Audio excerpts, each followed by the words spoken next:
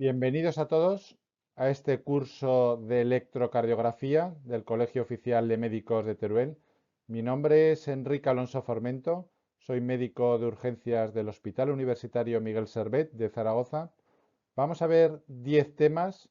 Los 5 primeros son temas básicos sobre el electrocardiograma y los 5 últimos nos meteremos ya en temas más avanzados. Vamos a ello.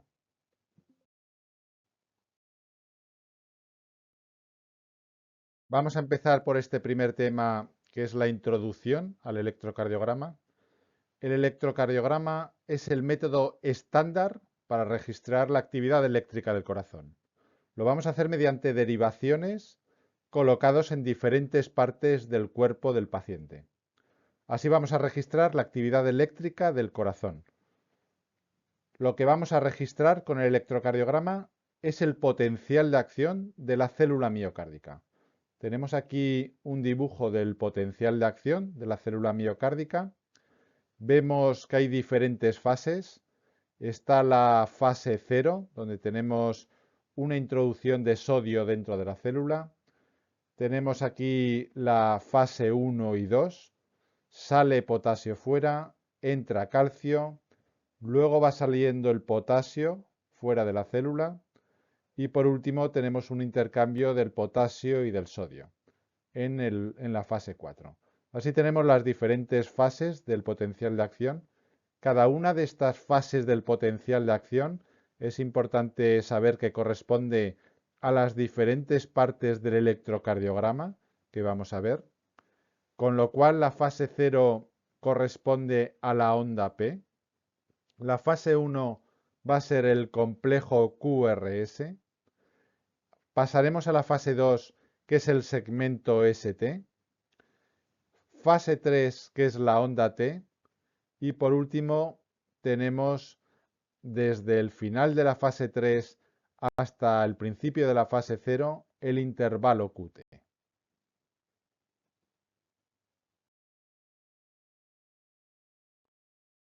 Para realizar un electrocardiograma tenemos que colocar de una forma adecuada las derivaciones al paciente.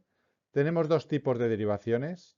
Tenemos derivaciones de extremidades, que son las que vemos en esta diapositiva. Tenemos derivación en el brazo derecho del paciente. Ahí colocaremos la derivación de color rojo. Tenemos otra derivación en el brazo izquierdo. Ahí colocaremos la derivación amarilla. Otra en la pierna izquierda, que será la derivación negra. Y por último la verde en la pierna derecha del paciente. Pacientes que se mueven mucho, que vamos a obtener muchas interferencias a la hora de analizar el electro, pacientes con Parkinson, pacientes que no se pueden estar quietos ni un solo segundo. Vamos a tener que poner las derivaciones en extremidades, pero en la raíz de los miembros para tener menor número de interferencias. Con estas derivaciones de extremidades vamos a obtener el triángulo de Einthoven con las diferentes derivaciones que ya conocemos, la derivación izquierda AVL, la derivación derecha AVR, las derivaciones inferiores 2, 3 y AVF. Cada una de estas derivaciones tienen un polo positivo y un polo negativo. Comparan dos partes diferentes del cuerpo del paciente.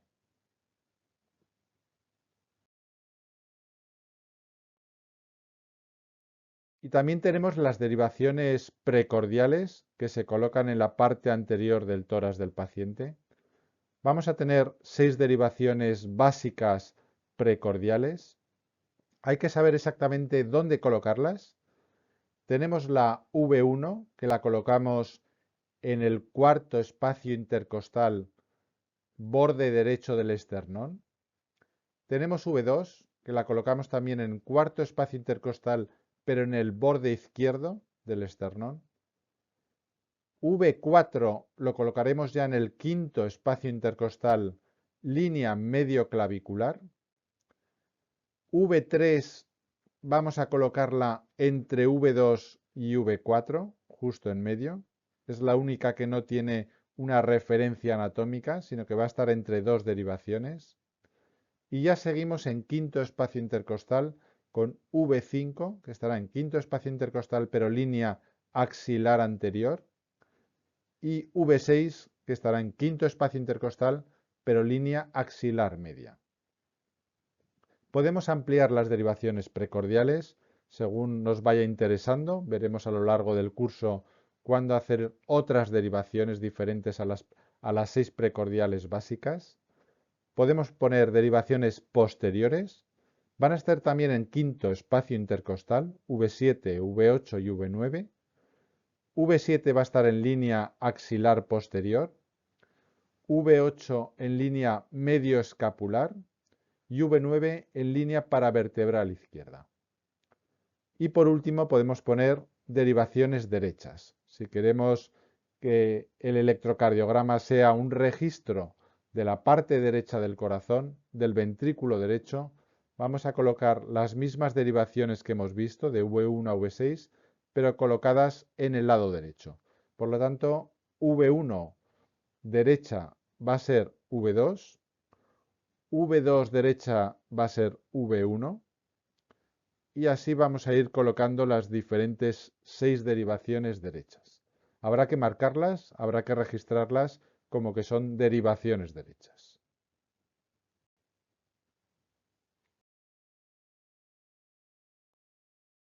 Aquí vamos a ver las diferentes ondas y los diferentes segmentos e intervalos del electrocardiograma. Todos sabemos que el corazón tiene unas células con automatismo propio.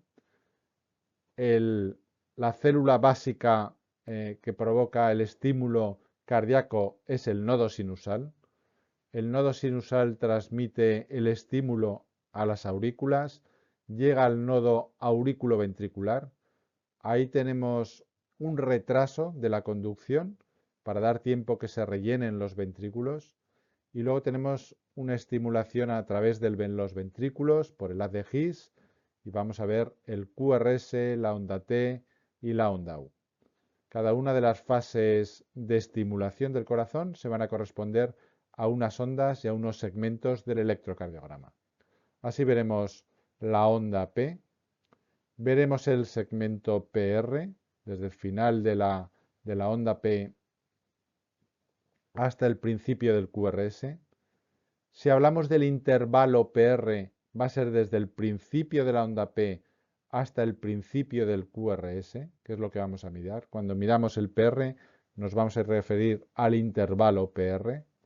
Luego tenemos el complejo QRS, Q primera onda negativa, R la primera onda positiva y S la última onda negativa. Luego tenemos el segmento ST, que va desde el final del QRS hasta el principio de la onda T. Luego tenemos la onda T, de repolarización de los ventrículos. Y en algunos casos podemos llegar a ver la onda U, no siempre. Y vamos a poder medir el intervalo QT, que como es un intervalo es desde el principio de la onda Q hasta el final de la onda T. Hay que recordar que el electrocardiograma hay que realizarlo siempre con 12 derivaciones. Ya hemos visto que 6 precordiales y 6 de extremidades. El papel tiene que ir a una velocidad determinada, que son 25 milímetros por segundo. Nos tenemos que asegurar siempre que el electrocardiograma está hecho a 25 milímetros por segundo. Podemos modificarlo si queremos ampliar los complejos, si queremos ver algo con más detalle, podemos ponerlo a 50 milímetros por segundo, lo veremos todo más bradicárdico, pero siempre hay que registrarlo, hay que detallarlo a qué velocidad se ha realizado. Lo normal es hacerlo a 25 milímetros por segundo. Sabemos que los electrocardiogramas tienen abajo una tira de ritmo continua. Normalmente se cogen las derivaciones 2 de extremidades o V1 de precordiales. Yo suelo preferir registrar 2 de extremidades. Y luego los voltajes tienen que estar a 10 milímetros por cada milivoltio. La tira de ritmo que vamos a registrar van a ser 10 segundos y que esto nos va a ayudar luego para poder determinar la frecuencia cardíaca que tiene el paciente.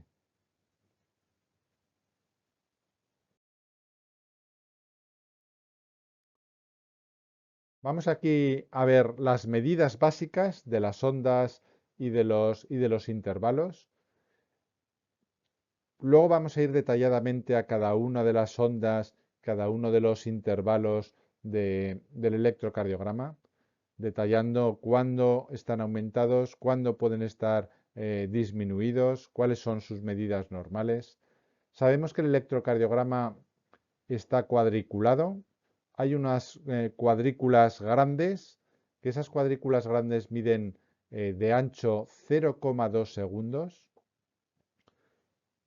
Y esas cuadrículas grandes están divididas a su vez en 5 cuadrados pequeños, que cada cuadrado pequeño mide 0,04 segundos. Y de altura tenemos que cada cuadradito pequeño son 0,1 milivoltio, que corresponde a 1 milímetro, siempre y cuando hayamos hecho el electrocardiograma a 25 milímetros por segundo y a 10 milímetros por milivoltio. Por lo tanto, si cogemos 3 cuadraditos pequeños, van a ser 0,12 segundos. Si cogemos todo el cuadrado grande, que son 5 cuadrados pequeños, van a ser 0,2 segundos. Es importante la altura porque cada cuadradito va a ser 1 milímetro. Esto va a ser importante cuando queramos mirar la elevación o el descenso del ST, porque hablaremos de que está aumentado o descendido tantos milímetros, tantos cuadraditos pequeños como veamos en el electrocardiograma. Las medidas básicas de estas ondas y de estos intervalos, de la onda P, normalmente tiene que medir 12 o menos segundos y de altura menos o igual a 2,5 milímetros. El intervalo PR normal tiene que estar entre 0,12 y 0,2, es decir, entre 3 cuadraditos pequeños o un cuadrado grande. Esto varía. En los niños el intervalo PR tiene que medir 0,18 segundos o menor. Y en los ancianos se amplía estas medidas y el intervalo puede medir hasta 0,22 segundos. El complejo QRS tiene que medir menos de 0,12 segundos para considerarlo estrecho, si no hablaremos de un QRS ancho. El intervalo QT veremos que hay diferentes medidas según el sexo del paciente y según la edad. Lo normal es que mida aproximadamente menor de 0,450 segundos. Y por último, la onda T tiene que medir de altura 6 o menos milímetros, 6 cuadraditos pequeños. Si lo medimos en precordiales, las medidas de la onda T mínimas es de 10 milímetros como máximo.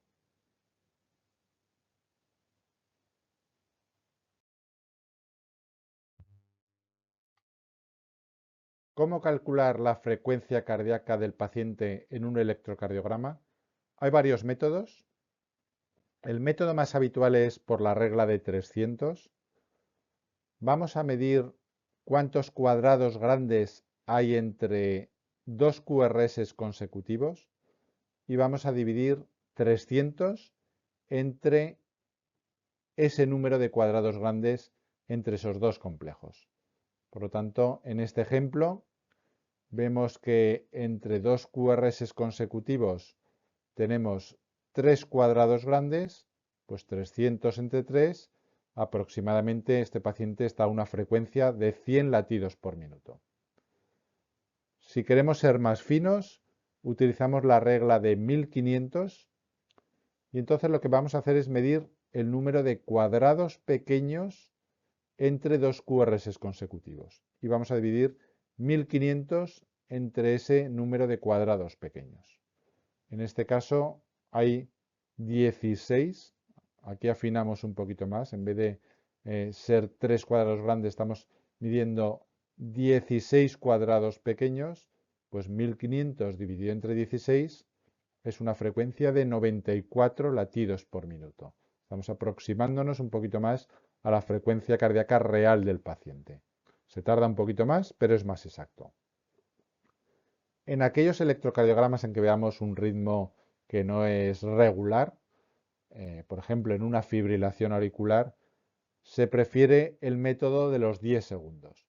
Sabemos que un electrocardiograma, la tira de ritmo que tenemos abajo, ya hemos dicho que solemos coger V1 o 2 de extremidades, pues en esa tira de ritmo son 10 segundos, son 50 cuadrados grandes, por lo tanto, si medimos el número de QRS en esos 10 segundos, lo podemos multiplicar por 6 y así tenemos la frecuencia cardíaca en un minuto. En este caso, miramos cuántos QRS hay en la tira de ritmo. Hay 16, multiplicamos por 6 y tenemos que la frecuencia son 96 latidos por minuto. Es otra forma de calcular la frecuencia cardíaca aproximada de un electrocardiograma. Y muy útil en pacientes arrítmicos, donde según qué parte del electrocardiograma vamos a medir más o menos cuadrados grandes o cuadrados pequeños entre dos QRS consecutivos.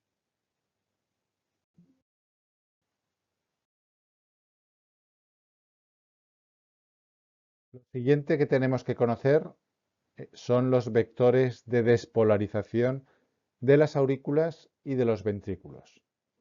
No vamos a ser detallistas en cómo son estos vectores, porque podríamos analizar cómo es el vector de la aurícula derecha, el vector de la aurícula izquierda y de los diferentes ventrículos, pero vamos a ver de forma global que el vector de despolarización de las aurículas va a ir hacia abajo y hacia la izquierda del paciente. Esto es importante conocerlo porque veremos que en las diferentes precordiales la onda P, que es la de despolarización de las aurículas, pues va a ser predominantemente positiva. Este vector se va a acercar a estas derivaciones y va a ser positiva la onda P, sobre todo de V2 a V6. Podría ser negativa en V1. Y luego el vector de despolarización de los ventrículos también va de arriba abajo y un poquito más hacia la izquierda del paciente. Entonces vamos a ver que al principio en precordiales derechas, V1, V2, el QRS puede ser negativo, pero conforme nos acercamos a derivaciones laterales izquierdas, vamos a ver que en V4, V5, V6 el QRS ya va a ser positivo, a no ser que tengamos algún bloqueo de rama o alguna alteración en el electrocardiograma. Y así vamos a poder intuir cómo tenemos el eje eléctrico del corazón. Si lo colocamos en plano frontal, el eje eléctrico del QRS de despolarización de los ventrículos, lo vamos a tener localizado entre menos 30 grados entre AVL y entre AVF, más 90. Ese va a ser el intervalo donde podemos tener el eje eléctrico de despolarización de los QRS, de los ventrículos.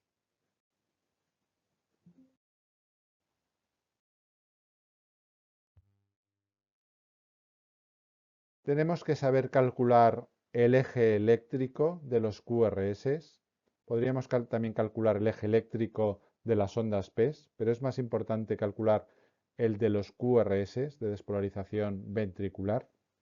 Ya hemos dicho que el eje normal suele estar entre menos 30 AVL y más 90 AVF. Hay en algunos sitios que amplían un poquito más o en otros que suelen decir entre 0 y 90 grados, pero podemos ampliar que lo normal sea entre menos 30 y más 90. El eje del QRS de despolarización de los ventrículos. Para poder calcularlo, siempre miramos las derivaciones de extremidades y vamos a ver los QRS si son positivos o negativos en las diferentes derivaciones de extremidades. Vamos a ver, por lo tanto, las derivaciones de cara inferior, si el QRS es positivo o negativo. y vamos a ver también las derivaciones de cara lateral AVL y 1 para ver si se acerca o se aleja el QRS. Y también tenemos orientativo AVR para saber que lo normal es que sea negativo en AVR a no ser que tengamos el eje desviado. Si vemos alguna derivación en que la polaridad del QRS es tanto positivo como negativo, es neutra, tenemos tanto hacia arriba como para abajo, la onda R es similar a la onda S, entonces en esa derivación sabemos que el eje va a ser perpendicular a ella. Por lo tanto, si estamos hablando, por ejemplo, de AVF y tenemos una R parecida a la S, pues entonces sabemos que el eje o bien está hacia 0 grados o bien está hacia más 180, pero va a ser perpendicular a esa derivación. Entonces, mirando otras derivaciones, veremos si va hacia 0 o va hacia 180. Vamos a ver un ejemplo de esto.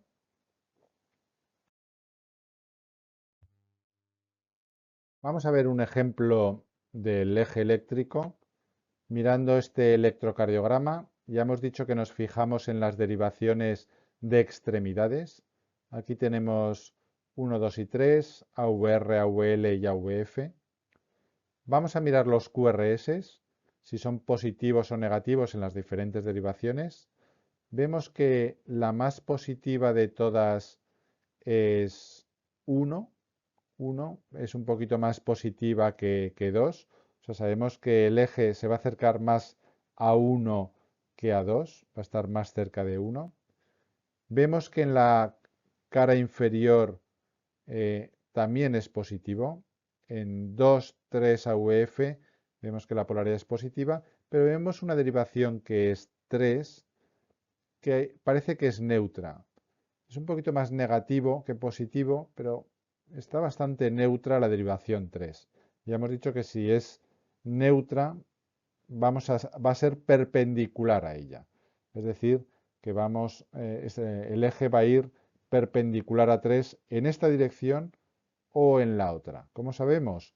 Pues mirando a VR, vemos que VR es negativo, por lo tanto el eje eléctrico, si es perpendicular a 3, se va a dirigir hacia cerca de 1, pero también hacia 2, entre 1 y 2, pero más cercano a 1 que a 2.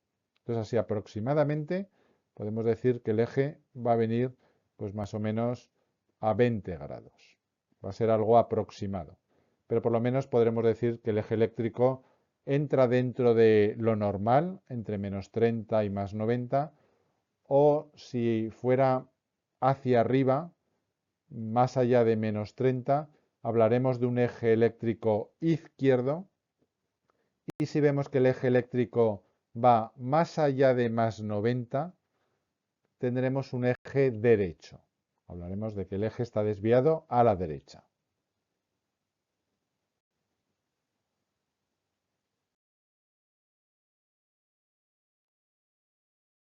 Vamos a pasar ya a ver las alteraciones de cada una de las ondas y de los intervalos. Vamos a empezar por la primera onda que aparece en el electrocardiograma, que es la onda P de despolarización de las aurículas. Normalmente la onda P normal es positiva en 1, 2, AUF y en las precordiales de V4 a V6. Ya hemos dicho que podría ser negativa en las precordiales derechas y suele ser negativa en AVR. Esto suele ser lo normal. Cualquier otra alteración diríamos que la onda P tiene un eje anómalo o tenemos alguna alteración de la onda P. Algunas alteraciones básicas de la onda P conocidas son las que vemos aquí. Una onda P mitral, se llama así, onda P mitral, es una onda P ancha, bimodal, la tendríamos aquí a la derecha, en el patrón B, ancha, bimodal, y suele ser signo de una hipertrofia auricular izquierda. Normalmente la primera parte de la onda P corresponde a la despolarización de la aurícula derecha, que es la primera que se despolariza, y la segunda parte de la onda P es la despolarización de la aurícula izquierda. Entonces, cuando hay una hipertrofia de la aurícula izquierda, pues vamos a tener que la parte final de la onda P es más prominente, más larga y nos va a hacer una onda P bimodal, más ancha y bimodal. Luego tendríamos otro patrón que es la onda P pulmonar. Esto es signo de hipertrofia auricular derecha de la primera parte de la onda P, con lo cual vamos a tener una onda P picuda y más alta. Es el patrón que vemos aquí en el medio, muy alta. Hipertrofia de la aurícula derecha.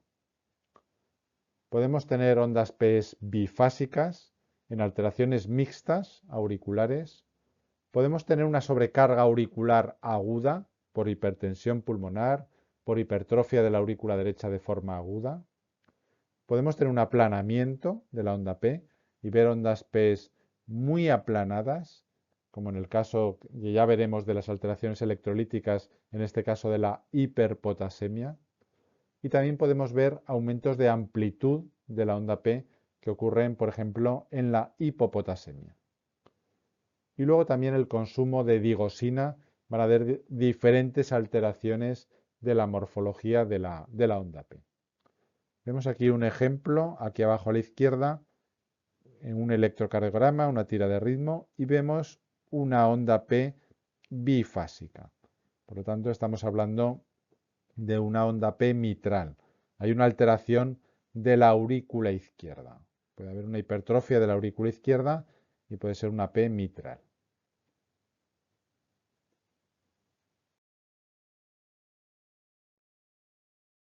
Vamos a ir viendo ejemplos. Aquí vemos en este electrocardiograma y nos vamos a fijar en la onda P. Y aquí vamos a ver una onda P que no es normal. Ahora nos tiene que llamar la atención pues que en algunas precordiales no la identificamos bien, está muy aplanada, V2, V3, V4, V5, V6, se ve muy aplanada, está cambiado el eje. Y si miramos las derivaciones de extremidades, vamos a encontrarnos en algunas de ellas que está también aplanada, e incluso en V1, si nos vamos a V1, es muy característica encontrar aquí pues la onda P bifásica que hemos comentado de alteración de la aurícula izquierda, ¿no? La onda P mitral.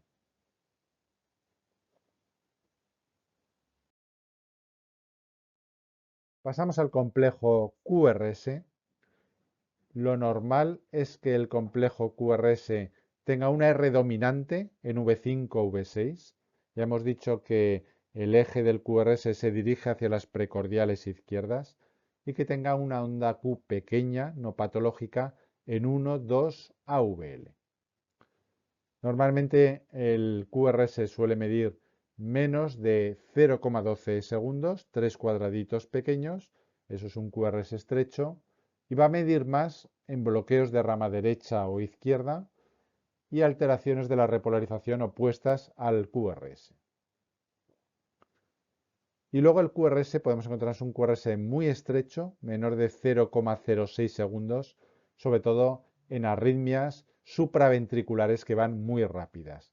Cuando tenemos una arritmia a unas velocidades rapidísimas, los QRS se van a estrechar muchísimo en la taquicardia paroxística supraventricular que veremos por reentrada. Vamos a ver QRS muy estrechos. Podemos ver la amplitud del QRS aumentada en la hipertrofia ventricular izquierda, que ya la veremos. Sabemos que la definición básica de hipertrofia ventricular izquierda es que si medimos la onda S en V1 y sumamos esa medida a la medida de la onda R en V5 o V6 y es mayor de 35 milímetros, pues cumple los criterios para hablar de una hipertrofia ventricular izquierda. Tenemos unos complejos del QRS muy elevados. Y veremos amplitudes muy disminuidas del QRS, QRS menores de 5 milímetros o en precordiales menores de 10 milímetros. Y esto puede ocurrir bajos voltajes en el derrame pericárdico, pacientes respiratorios, EPOC, que tienen mucho aire, mucho enfisema, en el mixedema, tenemos mucho edema también, en la amiloidosis cardíaca, patología infiltrativa a nivel cardíaco. Y podemos encontrar también ondas Q patológicas, La onda Q patológica, ya la veremos, es la que mide más de 0,04 segundos de duración o es mayor del 25% de la onda R que le sigue. Y luego podemos tener una desviación del eje, como hemos visto del QRS. Podemos tener un eje muy izquierdo, cuando se nos va hacia arriba, y tiene una medida de más allá de menos 30 grados, o un eje derecho cuando se va para abajo y tiene una medida de más 90 grados.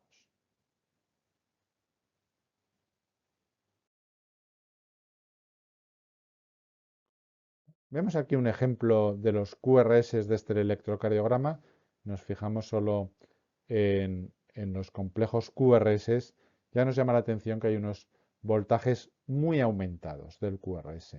Si hemos dicho que la definición de hipertrofia ventricular izquierda, pues es midiendo en V1 cuánto mide la onda S, pues 5, 10, 15, 20 y lo sumamos a lo que mide la R en V5 o V6, la que sea mayor, nos vamos aquí, 20, 25, 30, 35, 40, 45, más allá de 45 milímetros. Más allá de 35 milímetros estamos hablando de una hipertrofia ventricular izquierda.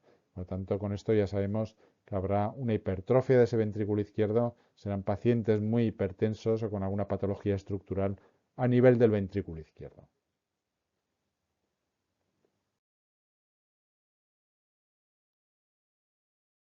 Ya hemos hablado un poquito de los QRS anchos que pueden estar producidos por bloqueos de rama. Los bloqueos de rama son retrasos de conducción. Tarda mucho en despolarizarse los ventrículos. Hay alguna rama, o bien la derecha o bien la izquierda, que está retardada. Se despolariza pero de forma retardada. Y entonces vamos a ver los patrones típicos que vamos a ver ahora.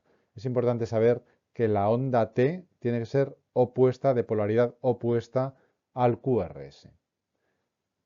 Si estamos hablando de un bloqueo de la rama derecha, vamos a tener por definición un QRS ancho, mayor de 0,12 segundos. El eje puede ser variable, puede ir el eje hacia la izquierda o hacia la derecha. En V1 vamos a tener ya los QRS positivos, porque la despolarización va a ir primero hacia la parte izquierda de los ventrículos, que es la que está sana, y posteriormente va a despolarizar la derecha. Por tanto, el QRS al final nos va a ir hacia las precordiales que están en el lado derecho, V1, V2. Entonces ahí van a ser las Rs muy positivas. Vamos a tener este patrón típico de QRS ancho y ya QRS positivos en V1, V2 con este patrón de RSR'. Y en V6 vamos a tener los QRS con empastamiento de la onda S y con la T positiva. Vamos a tener un patrón de Q pequeñita, una R y una onda S. Pero lo que nos vamos a fijar aquí sobre todo es en las precordiales derechas, en V1. Si vemos QRS ancho, miramos precordiales derechas, fundamentalmente V1, V2. Si es positivo, hablaremos de bloqueo de rama derecha. Y si es QRS ancho y QRS negativos en V1, V2, bloqueo de rama izquierda. Bloqueo de rama izquierda, QRS ancho. El eje suele ser izquierdo, aunque puede estar normal. Y en V1 vamos a tener estas QS o estas RS bastante profundas. Y en V6 nos podemos encontrar estos patrones de R monofásica, mellada, con una onda T de polaridad inversa al QRS. Un ST descendido, podemos tener trastornos de la repolarización tanto en el bloqueo de rama derecha como izquierda. Esto nos va a confundir mucho porque estos pacientes cuando tengan un dolor torácico vamos a ver muchos trastornos del segmento ST y de la onda T. Entonces va a ser primordial comparar con electros previos para ver si ese ST y esa onda T están diferentes y si no, veremos unos criterios para poder pensar en cardiopatía isquémica cuando tengan estos bloqueos de rama. Ya tenemos que saber que no solo podemos tener bloqueos de rama completa derecha o izquierda, sino que como el haz de His, la rama izquierda se subdivide en antero superior y póstero inferior, tenemos dos subramas finales, pues podríamos tener hemibloqueos izquierdos.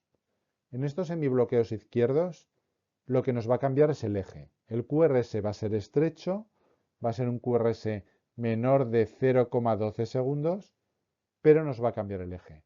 Si el hemibloqueo es antero superior, el eje se va a ir hacia la izquierda, hacia arriba. Y si el hemibloqueo es póstero inferior, el eje se va a ir hacia abajo. Siempre el QRS se va a ir en los bloqueos y hemibloqueos hacia la zona bloqueada, que es la última que se despolariza, es la que está enferma.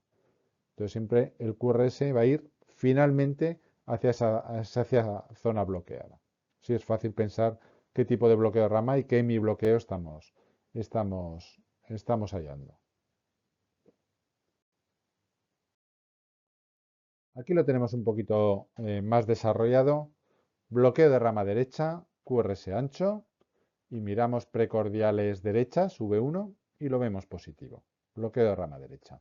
Y luego onda T y segmento ST de polaridad inversa.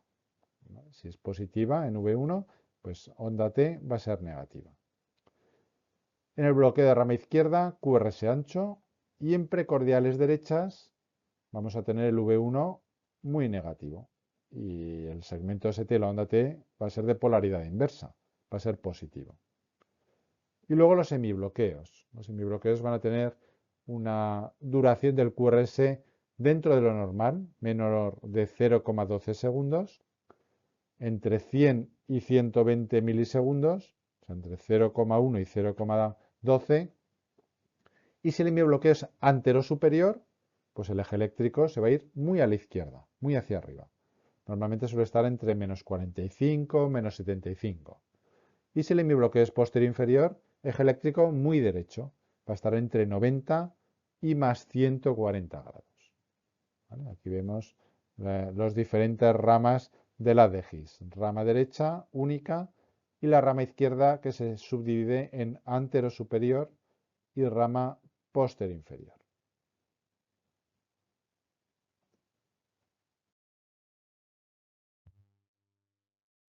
Según como tengamos el retraso de la conducción cardíaca, vamos a hablar de diferentes bloqueos de rama, de diferentes fascículos. Así pues, si tenemos, por ejemplo, un bloqueo de rama derecha, como sabemos que la rama derecha es única, vamos a hablar de un bloqueo unifascicular. Solo hay un fascículo de la de His que esté bloqueada. En cambio, si tenemos bloqueo de rama derecha y un hemibloqueo izquierdo, estamos hablando ya de bloqueos bifasciculares.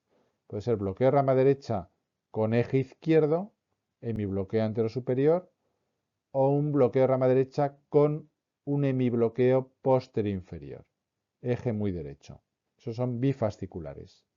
Si tenemos el bloqueo de rama izquierda, como son dos fascículos, se considera bifascicular. Bloqueo de rama izquierda, bifascicular. O se llamará bloqueo de rama izquierda. Y luego tenemos los bloqueos trifasciculares. Los bloqueos trifasciculares están mal llamados porque normalmente teníamos el concepto de que un bloqueo trifascicular era un bloqueo de primer grado auriculoventricular con un bloqueo de rama derecha y un hemibloqueo. Pero no es así. Un trifascicular sería un bloqueo de rama derecha y luego un hemibloqueo alternante, que sea antero superior o posterior inferior, que veamos unas veces el eje izquierdo y otras veces el eje derecho, de forma alternante. En algún momento que nos venga el paciente, veremos el eje izquierdo con su bloqueo de rama derecha y en otros momentos veremos el eje derecho. Ahí ya estamos, si ese paciente tiene un síncope, ya tenemos que pensar bloqueo trifascicular con un síncope, indicación de marcapasos.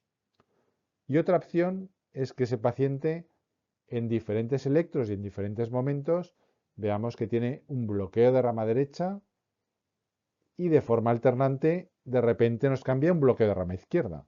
O sea, están las dos ramas mal y va alternando de bloqueo de rama derecha a bloqueo de rama izquierda, de forma alternante. Eso también sería un bloqueo trifascicular. Si ese paciente tiene un síncope, hemos visto que a veces tiene bloqueo de rama derecha y a veces bloqueo de rama izquierda, también indicación de marcapasos. Entonces el concepto erróneo que teníamos de que el trifascicular era bloqueo de primer grado auriculoventricular más bloqueo de rama derecha más semibloqueo, pues no es así. El trifascicular auténtico son los dos que vemos aquí.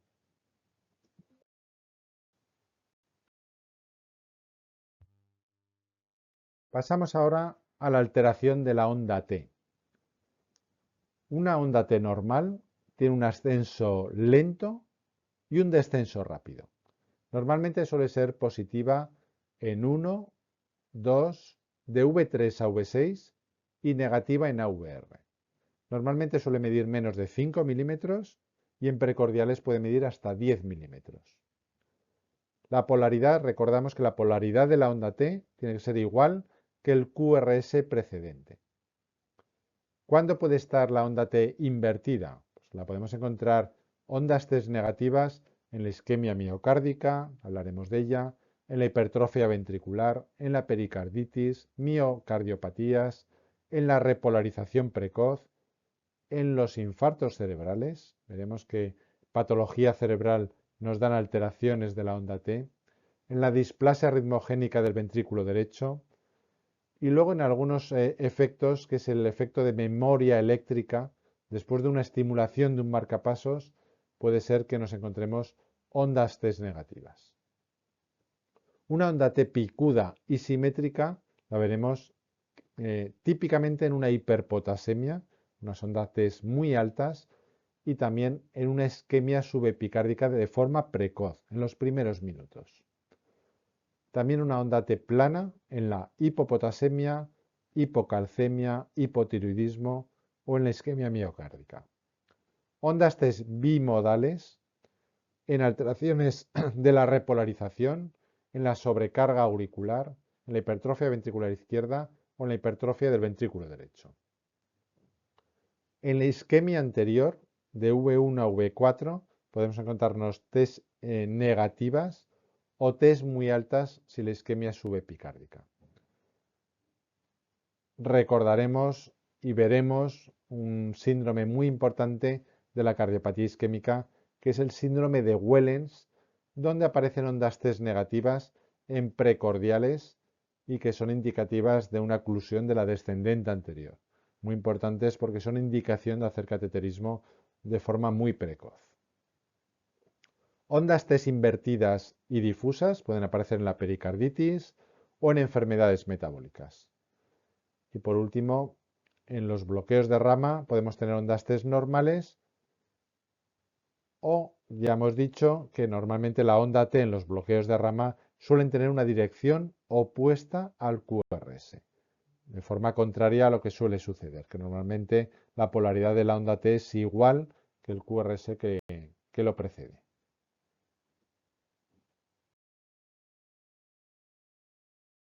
Vemos este ejemplo de este electrocardiograma fijándonos en las ondas T.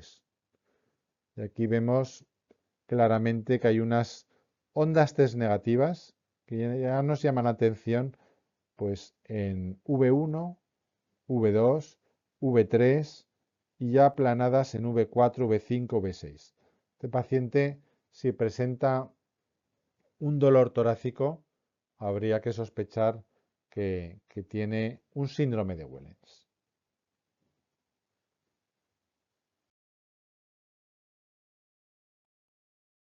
Hablamos de la onda U.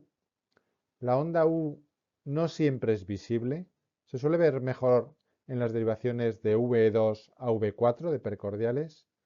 Una onda U normal tiene la misma polaridad que la onda T, que le antecede, y tiene que ser menor del 25% de su amplitud. Es más larga que la onda T, pero con una amplitud menor de 0,2 milivoltios. ¿Cuándo aparece una onda U prominente? Pues en pacientes bradicárdicos, en la hipopotasemia, hipomagnesemia, hipocalcemia, en los fármacos antiarrítmicos del tipo 1A o en los de tipo 3, como la miodarona, con fármacos como la digosina, con antidepresivos tricíclicos, en la isquemia miocárdica, nos podrían aparecer ondas SUS, en la hipertrofia ventricular izquierda, en el síndrome de QT largo y también en enfermedades cerebrales isquémicas como en el ACV. Aquí veríamos una onda U. Veríamos la onda T y hay una onda U que parece patológica. Pasamos ya a los intervalos. Hemos visto todas las ondas. Vamos a ver los diferentes intervalos. Un intervalo muy importante es el intervalo PR. Recordar que cuando hablamos de intervalo, estamos hablando de intervalo PR desde el comienzo de la onda P hasta el comienzo del QRS. Y este intervalo PR estará prolongado en los bloqueos auriculoventriculares de primer grado, en la enfermedad del seno, con fármacos como beta bloqueantes, calcioantagonistas, digosina, fármacos que bloquean la conducción auriculoventricular, en el hipotiroidismo, en la hipercaliemia, cardiopatía isquémica, valvulopatías, miocardiopatías infiltrativas, como la amiloidosis.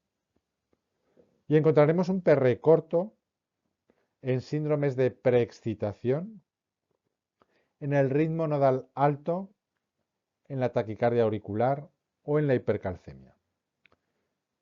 Y encontraremos un PR disminuido, descendido, en la pericarditis aguda, sobre todo a nivel de precordiales, o en la taquicardia supraventricular.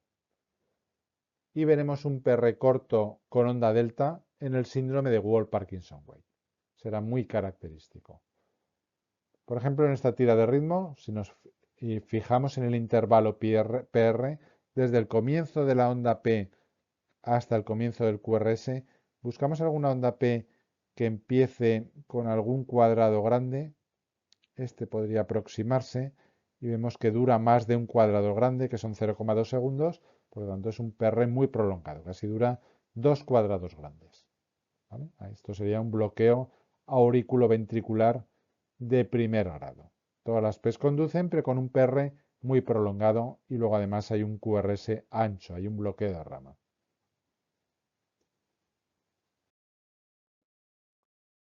Vemos aquí los bloqueos auriculoventriculares.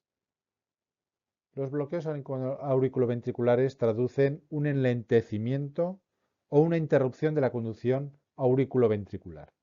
Normalmente la causa principal son enfermedades degenerativas, la edad, ¿no? Pacientes de edad avanzada y otras veces son los fármacos, ¿no? Normalmente cuando vemos un bloqueo auriculoventricular y hay fármacos por medio, pues deberíamos evitarlos o restringirlos. Sabemos que hay 3 bloqueos auriculoventriculares. Está el bloqueo auriculoventricular de primer grado, que es un PR alargado, más de 0,2 segundos, pero todas las P's conducen, tienen su QRS. Luego están los bloqueos auriculoventriculares de segundo grado. En este caso, no todas las P's conducen, hay alguna P que no conduce, y puede ser que antes de esa P que no conduzca, el PR se vaya alargando hasta que veamos una P que no conduce, que entonces será Movitz 1 o con periodo de Wenckebach, o que de repente pasa de tener un PR normal, constante, a una P que no conduce. Eso sería un segundo grado Movitz 2. Hay una variante del segundo grado Movitz 2, que es el tipo 2.1, que es una P conduce, una P no conduce, y de forma alternante. No da tiempo a saber si el PR se alarga, porque es una sí, una no. Se llama bloqueo auriculoventricular 2.1. Es un segundo grado Movitz 2. Y por último está el tercer grado, bloqueo auriculoventricular tercer grado o completo. Ninguna P conduce. Y siempre que hablamos de un bloqueo auriculoventricular completo o de tercer grado, tenemos que hablar de un ritmo de escape, si es que aparecen QRS, porque si no veríamos solo P's. Ninguna P conduce, pues solo hay P's. Si hay algún QRS, es que hay un ritmo de escape, que tiene que ser inferior al nodo auriculoventricular, del nodo auriculoventricular o para abajo. Entonces siempre hay que decir bloqueo completo con ritmo de escape y el ritmo de escape que tengamos en ese momento. Aquí, por ejemplo, tenemos una tira de ritmo y vemos que esta P puede conducir, ¿no? Tiene un QRS después. Aquí vemos una P con un PR muy largo, excesivamente largo. Luego aparece un QRS, pero vemos ahí una onda P metida entre el QRS y la onda T, con lo cual esto ya nos está haciendo sospechar que las P's van por un lado, los QRS van por otro. Entonces, ya no es que se alargue y haya una P que no conduzca, es que están coincidiendo, esta parecía que conducía, pero las P's van por un lado, los QRS van por otro y al final se separan. Está apareciendo ahí la P en medio del QRS y de la onda T.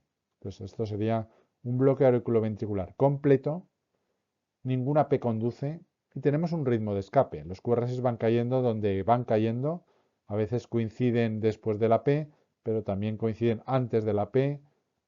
Aquí, pues un poquito separado de la P, vemos que no hay ningún intervalo fijo de que se vaya alargando, de que de repente hay una P que no conduzca.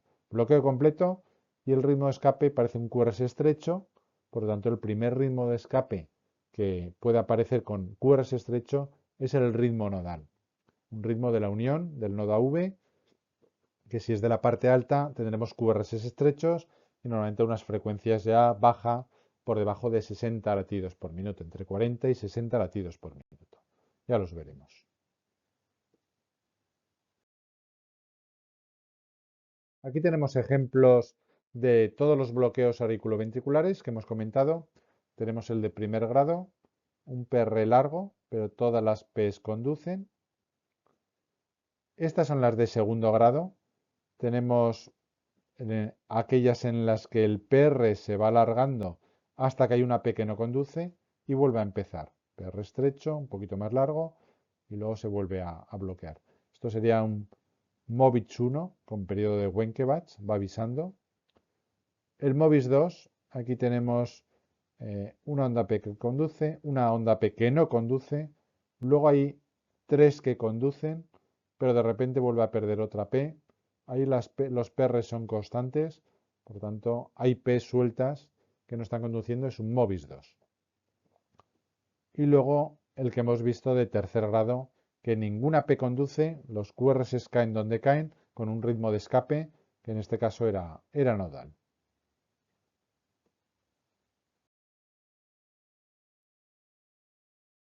Vemos aquí un electrocardiograma fijándonos en el intervalo PR. Ya vemos que hay un QRS ancho, ¿no? Con lo cual intuimos que puede haber un bloqueo de rama también. Buscamos las ondas P que no se identifican bien, pero hay alguna derivación que las podemos ver. En este caso V1, vemos que hay unas ondas P negativas con un PR bastante largo, con un PR de más de 0,2 segundos y parece que todos los QRS tienen onda P delante con PR largo y luego un QRS ancho. Por lo tanto, parece un bloqueo auriculoventricular de primer grado con un bloqueo de rama izquierda. Como tenemos el bloqueo de rama izquierda, tenemos trastornos de la repolarización, ondas T negativas de polaridad contraria al QRS que lo precede, como hemos dicho antes.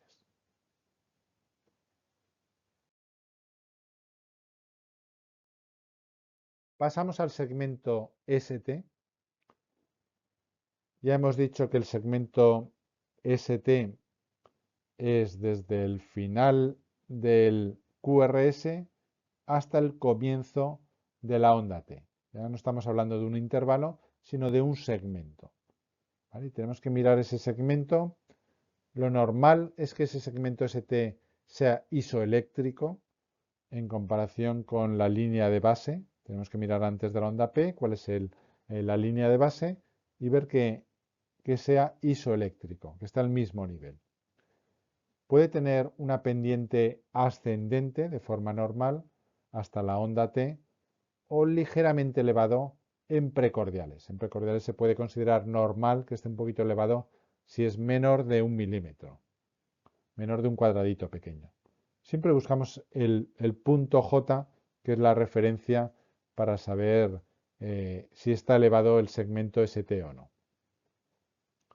Hablaremos de elevación cuando tengamos elevado el segmento ST o el punto J 1 milímetro o más en dos derivaciones contiguas. ¿Vale? Ya hemos dicho que hasta 1 milímetro puede ser normal en precordiales. Cualquier derivación en las derivaciones de extremidades con clínica ya nos debería hacer sospechar que puede haber alguna patología isquémica en ese nivel, pero sobre todo más de 1 milímetro, ya estamos hablando de síndrome coronario agudo con elevación del ST si tiene una clínica concordante. Normalmente las elevaciones del ST cóncavas y difusas pueden aparecer en la pericarditis. Ya hablaremos de la pericarditis, que no solo hay elevación del ST, sino que es muy característica un descenso del PR. Siempre tenemos que buscar ese descenso del PR, que nos va a confirmar que estemos ante una pericarditis. Podemos tener también elevación cóncava en precordiales en la repolarización precoz. Ahí veremos que hay una onda J que está elevada. Veremos la onda J elevada en pacientes jóvenes, pacientes deportistas. Veremos trastornos de la repolarización precoz, que si tienen clínica nos pueden hacer confundir a que sea una cardiopatía isquémica.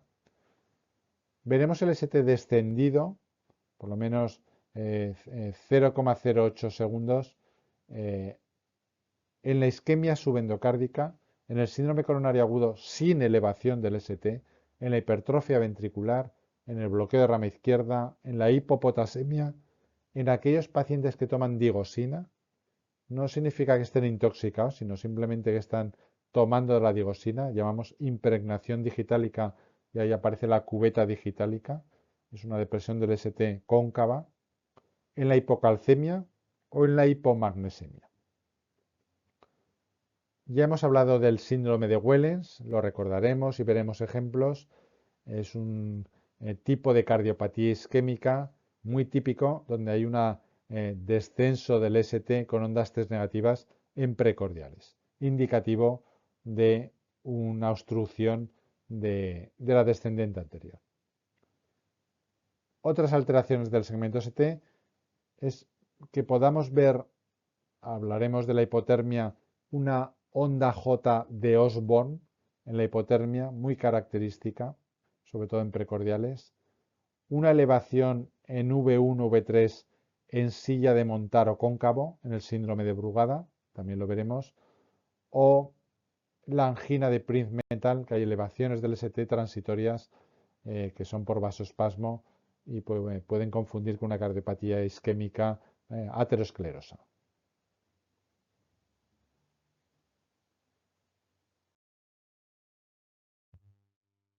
Vamos a ver un ejemplo de una alteración del segmento ST. Vemos este paciente que acude con dolor torácico, se le hace un electrocardiograma y nos asusta inicialmente porque vemos ahí una alteración del segmento ST muy llamativa. Vemos que en precordiales hay una elevación del segmento ST, lo cual nos puede asustar pensando ya en una cardiopatía isquémica, en un síndrome coronario agudo con elevación del ST, en un infarto. Miramos otras derivaciones y vemos que también tiene elevación del segmento ST, en este caso también en toda la cara inferior. Y aquí hay una cosa muy característica, aparte de las características del paciente, que era un paciente joven, vemos que hay una depresión del segmento PR, un descenso del PR, que es muy indicativo, muy característico de la pericarditis aguda. Entonces, con un dolor característico de pericarditis, paciente joven, ¿no? Podemos ver elevación del ST de forma difusa en diferentes caras del corazón con una depresión del PR. Por supuesto, habrá que hacerle analíticas, habrá que hacerle troponinas, porque hay veces que se acompaña en las pericarditis de una miopericarditis con elevación de las troponinas. Y por último, vamos a ver las alteraciones del intervalo QT. El intervalo QT es el gran olvidado del electrocardiograma. Es algo en lo que no solemos fijarnos. Es importante medirlo porque algunas alteraciones pueden ser bastante patológicas en relación con la clínica que tenga el paciente. El intervalo QT normal hay que corregirlo según la frecuencia cardíaca y el QT corregido normal en los hombres tiene que ser menor de 0,45 segundos y en las mujeres menor de 0,46. Hay que corregirlo según la frecuencia cardíaca. Hay varias fórmulas. Está la fórmula de Bassett, está la de Friederichia, la de Framingham. Todas son buenas. Podemos utilizar regletas de electrocardiograma, donde ahí tenemos, según la frecuencia cardíaca, cuánto tiene que medir el QT corregido. Hablamos de un QT corto, de intervalo QT corto, cuando mide menos de 32 a 36 segundos. ¿Y en qué situaciones está el intervalo QT prolongado? En el síndrome de QT largo, en los antiarrítmicos, sobre todo pacientes que están tomando amiodarona, también con sotalol, con algunos antipsicóticos como el haloperidol, la quetiapina, con antidepresivos como el citalopram, la amitriptilina, con algunos antibióticos como son los macrólidos y las quinolonas, en la hipocaliemia, en la hipomagnesemia, en la hipocalcemia, en el hipotiroidismo, en la isquemia miocárdica, en algunas patologías con daño del sistema nervioso central, sobre todo en el accidente cerebrovascular agudo, y en la hipotermia. Y en cambio podemos encontrar un intervalo QT corto de forma congénita en el síndrome de QT corto, en la hipercalcemia, en la hiperkaliemia, en la acidosis metabólica, con algunos medicamentos como la digosina, cuando hay un predominio del sistema nervioso simpático, cuando hay una simpatocotonía, y también en la hipertermia.